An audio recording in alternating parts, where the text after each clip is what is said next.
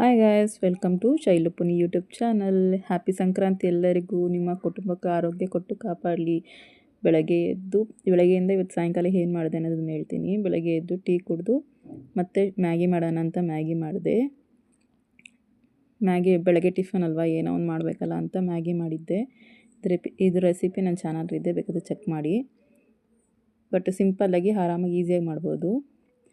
ಹಾಗೆ ಮನೆ ಕ್ಲೀನ್ ಮಾಡಿ ಫಸ್ಟು ಅಡುಗೆ ಮಾಡೋಣ ಅಂತ ಕಡಲೆಕಾಯಿ ತೊಳೆದು ಇಟ್ಕೊಂಡಿದ್ದೆ. ಫಸ್ಟೇ ಮನೆಯೆಲ್ಲ ಕ್ಲೀನ್ ಮಾಡ್ಕೊಂಡ್ಮೇಲೆ ತೊಳೆದು ಎಲ್ಲ ನೀಟಾಗಿ ಕ್ಲೀನ್ ಮಾಡ್ಕೊಂಡು ಸ್ನಾನ ಮಾಡಿ ಮಾಡಿದ್ದೆ.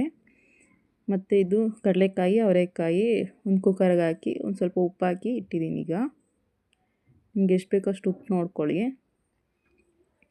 ಮತ್ತು ನಾನು ಇಲ್ಲಿ ಗೆಣಸಿಗೆ ಇದು ನೀರೇನು ಹಾಕ್ತಾಯಿಲ್ಲ, ಹಂಗೆ ಬಾಕ್ಸಲ್ಲಿ ಹಾಕ್ಬಿಟ್ಟು ಮುಚ್ಚಿಡ್ತಾಯಿದ್ದೀನಿ. ಮುಚ್ಚಿಬಿಟ್ಟು ಒಂದೆರಡು ವಿಸಿಲ್ ಹಾಕ್ತಿದ್ದೀನಿ. ಈಗ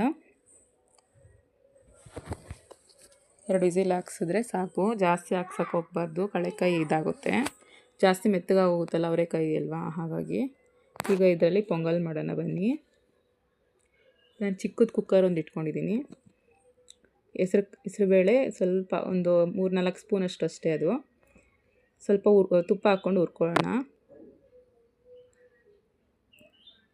ಸ್ವಲ್ಪ ತುಪ್ಪ ಸಾಕು. ಮತ್ತು 1 ಲೋಟ ಅಕ್ಕಿ ತೊಗೊಂಡಿದ್ದೀನಿ. ಇಲ್ಲಿ 1 ಲೋಟ ಅಂದರೆ ಚಿಕ್ಕದ ಲೋಟ, ಅದು ಅಷ್ಟೇ. ಈಗ ತೋರಿಸ್ತೀನಿ ನೋಡಿ. ಈಗ ಚಿಕ್ಕದ ಲೋಟ ಸಾಕು, ಜಾಸ್ತಿ ಬೇಡ. ಅಂದರೆ ನಮ್ಮ ಮನೇಲಿ ಯಾರೂ ಜಾಸ್ತಿ ತಿನ್ನಲ್ಲ, ಹಾಗಾಗಿ ಒಂದು ಚಿಕ್ಕದ ಲೋಟ ತೊಗೊಂಡು ತೊಳೆದು ಇಟ್ಕೊಂಡಿದ್ದೆ. ನೋಡಿರಿ, ಈ ಲೋಟದಲ್ಲಿ ತೊಗೊಂಡಿದ್ದೀನಿ. 1 ಲೋಟ ಸಾಕು. ತೊಳೆದು ಮತ್ತು ಕುಕ್ಕರ್ಗೆ ಹಾಕ್ಕೊಂಡಿರಿ. ಮತ್ತು ಅದನ್ನು ಒಂದು 5 ನಿಮಿಷ ಹುರ್ಕೊಳ್ಳೋಣ. ನಾನು 1 ಲೋಟ ಅಕ್ಕಿಗೆ 5 ಲೋಟ ನೀರು ಹಾಕ್ಕೊಂಡಿದ್ದೀನಿ. ಇಲ್ಲಿ 5 ಲೋಟ ನೀರು ಹಾಕ್ಕೊಂಡು ವಿಸಿಲ್ಗೆ ಹಾಕೋಣ. ಒಂದು 3-4 ವಿಸಿಲ್ ಬರಲಿ. ಸ್ವಲ್ಪ ನುಣ್ಣಗೆ ಹಾಕಿದ್ರೇ ಚೆನ್ನಾಗಿರುತ್ತೆ. ಇದು ವಿಸಿಲೆಲ್ಲ ಹೋಯ್ತು. ವಿಸಿಲ್ ಹಾಕಿ ವಿಸಿಲ್ ಹೋಗೈತೆ. ತಣ್ಣಗಾದ್ಮೇಲೆ ಕಾಯಿ, ಬೆಲ್ಲ, ಏಲಕ್ಕಿ ಹಾಕ್ಕೊಂಡು ಮಿಕ್ಸ್ ಮಾಡ್ಕೊತೀನಿ. ಬೆಲ್ಲ ಇದರಲ್ಲೇ ಮಿಕ್ಸ್ ಆದರೆ ಚೆನ್ನಾಗಿರುತ್ತೆ, ಟೇಸ್ಟ್ ಚೆನ್ನಾಗಿರುತ್ತೆ. ನಾವು ಒಂದು ಸಲ ಇದು ಮಾಡ್ಕೊಂಡು ಇದರೆಲ್ಲ ಮಾಮೂಲಿ ಒಂಥರ ಪಾಕ ಪಡ್ಕೊಂಡು ಹಾಕ್ಕೊಂಡ್ರೆ ಏನು ಅಷ್ಟಾಗಿರಲ್ಲ.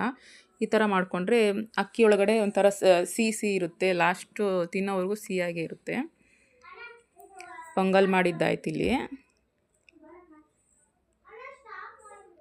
ನೀವು ಕಾಯಿ ಸ್ವಲ್ಪ ಜಾಸ್ತಿ ಬೇಕಂದ್ರೂ ಜಾಸ್ತಿ ಹಾಕ್ಕೋಬೋದು, ಕಮ್ಮಿ ಬೇಕಂದ್ರೂ ಕಮ್ಮಿ ಹಾಕ್ಕೋಬೋದು. ಮೀಡಿಯಮಲ್ಲಿ ನೋಡ್ಕೊಂಡು ಹಾಕ್ಕೊಳ್ರಿ.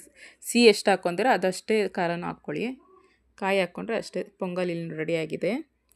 ನಾನಿಲ್ಲಿ ಎಡೆಗೆ ಅಂತಲೇ ಶಾವಿಗೆ ಮತ್ತು ಕಾಯಿ ಹಾಲು ಮತ್ತು ಶಾವಿಗೆ ಮತ್ತು ಎತ್ತಿನ ಬೇಳೆ ಸಾಂಬಾರು ಎಲ್ಲ ನನ್ನ ರೆಸಿಪಿ ಇವಾಗ ಹಾಕಿದ್ದೀನಿ ನನ್ನ ಚಾನಲ್ಲಿ. ಪ್ಲೀಸ್ ಒಂದು ಸಲ ಹೋಗಿ ಚೆಕ್ ಮಾಡಿ.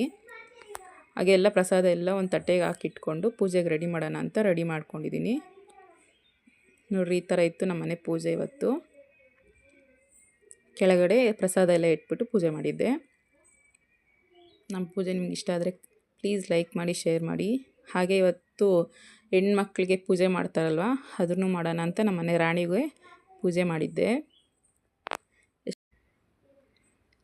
ಅವಳಿಗೂ ಇವತ್ತು ಪೂಜೆ ಮಾಡೋಣ ಅಂತ ನೀಟಾಗಿ ರೆಡಿ ಮಾಡಿದ್ದೆ. ಖುಷಿ ಆಯಿತು ನನ್ನ ಮಗಳನ್ನ ಈ ಥರ ನೋಡಿಕೊಂಡು. ನೀವು ಪೂಜೆ ಮಾಡೋದಕ್ಕೆ ಏನೇನು ಹಾಕ್ತೀರಾ ಹೇಳಿ. ನಾನು ಗೋರಿಕಾಯಿ ಏನು ಹಾಕಿರಲಿಲ್ಲ, ಹಾಗೆ ಸುಮ್ಮನೆ ಪೂಜೆ ಮಾಡಿದ್ದೆ. ಚೆನ್ನಾಗಿ ಕಾಣಿಸ್ತು. ಆದರೆ ಇವಳು ಹೆಣ್ಮಗು ಅಲ್ವಾ, ಸ್ವಲ್ಪ ಎಲ್ಲರ ಆಶೀರ್ವಾದ ಚೆನ್ನಾಗಿ ಸಿಗಲಿ, ಖುಷಿಯಾಗಿರಲಿ ಅಂತ ಮಾಡಿದ್ದೆ ಅಷ್ಟೇ.